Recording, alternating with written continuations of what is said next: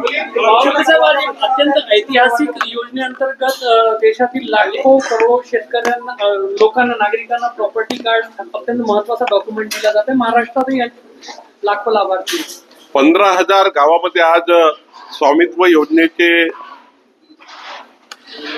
Cards वाटप होणार आहे. स्वामित्व योजनेतनं गावातील गावठाणातील घरांना, वाड्या पाड्या धनगरवाड्यांना त्या ठिकाणी त्यांच्या घराचं, आदिवासी गावातल्या घरांचं स्वामित्व मिळणार आहे. ज्यांच्याकडे प्रॉपर्टी कार्डच नाही त्यांना प्रॉपर्टी कार्ड मिळणार आहे. महाराष्ट्राच्या 14 कोटी जनतेच्या वतीने मी माननीय प्रधानमंत्री मोदींचा आभार मानतो की स्वामित्व योजनेचा एक मोठा या ठिकाणी मोदीजींनी कार्यक्रम आणला आणि आमचा महाराष्ट्र मजबूत करण्याकरता, विकसित महाराष्ट्राकरता मोदीजींनी एक मोठं पाऊल स्वामित्व योजनेच्या माध्यमातून उचललेला आहे. 10वी 12वीच्या ऍडमिट कार्डवर जातीचा उल्लेख केला जातोय. आता सरकार कसं बघते? 10वी 12वीच्या कार्डवर ऑलरेडी लिव्हिंग सर्टिफिकेटवर तर आपले कास्ट त्या ठिकाणी राहायची. मला वाटतं की जे लिव्हिंग सर्टिफिकेट त्यानुसार ते पुढे जात असतं. प्रमाणपत्र बद्दल काल निर्देश दिले होते आणि तातडीने त्याच्याबद्दल कारवाई होताना दिसत आहे. नागपूरमध्ये अनेक लोक जे प्रलंबित जात प्रमाणपत्र होते ते दिले जात आहे. मी विभागीय आयुक्ताकडे 24 तारखेला किंवा 25 तारखेला एक बैठक लावणार आहे, ज्यामध्ये पारधी समाजाच्या जे काही कास्ट सर्टिफिकेट आणि चा मुद्दा होता, जो आपल्या सर्व इलेक्ट्रॉनिक मीडियाच्या माध्यमातून एबीपी माझा आणि आपल्या टीव्ही सर्वच मीडियाने त्याला त्या ठिकाणी सरकारसमोर आणलं, त्या मुद्द्यावर आम्ही काम सुरू केलं आहे.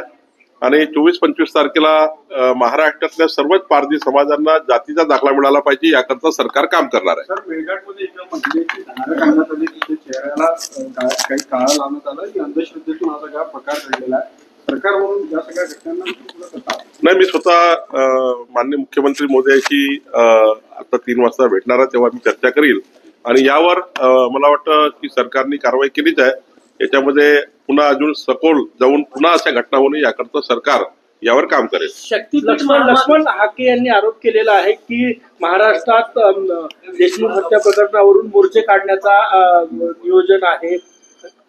मला याबद्दल फार माहिती नाही, त्यावर आज बोलूही नाही. आज स्वामित्व योजनेचं महत्वाचं या जनतेकरता काम होतं, यामध्ये आपण पुढे जाऊ. आज से शुभारंभ हो रहा है क्या?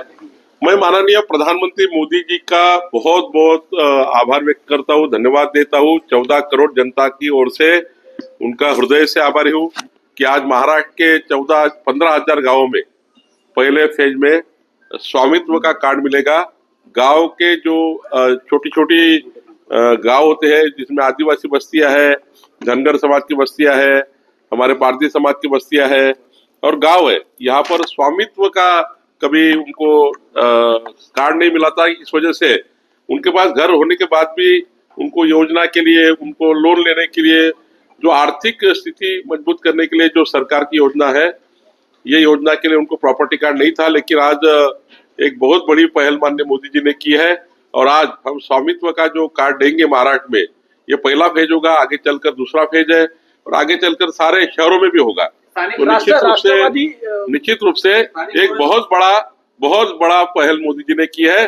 महाराष्ट्र उनका धन्यवाद व्यक्त करता है. राष्ट्रवादी दादा गटानं स्थानिक स्वराज्य संस्थांच्या निवडणुकीमध्ये स्वबळाचा नारा दिलेला आहे. महायुतीचा घटक पक्ष म्हणून भाजप कसं बघते याच्याकडे? नाही, त्यांनी जरी स्वबळाचा नारा दिला असेल तरी आम्ही महायुतीचाच बोललो आहे. आम्ही हे म्हटलं आहे की ज्या ज्या ठिकाणी स्थानिक युनिट आमचा निर्णय करेल त्या ठिकाणी आम्ही महायुतीमध्येच लढू. दादांनी काय नारा दिला याच्याबद्दल मला माहिती नाही, त्यांच्या पक्षाचा निर्णय त्यांना करायचा अधिकार आहे. पण मात्र भारतीय जनता पार्टी आणि आमचा महायुतीमध्ये आम्ही समोर जाणार आहोत. ज्या ज्या ठिकाणी शक्य असेल त्या त्या ठिकाणी आम्ही महायुतीत लढणार आहोत. मुख्यमंत्र्यांच्या दावोस दौऱ्यावरून विरोधक टीका करतायत.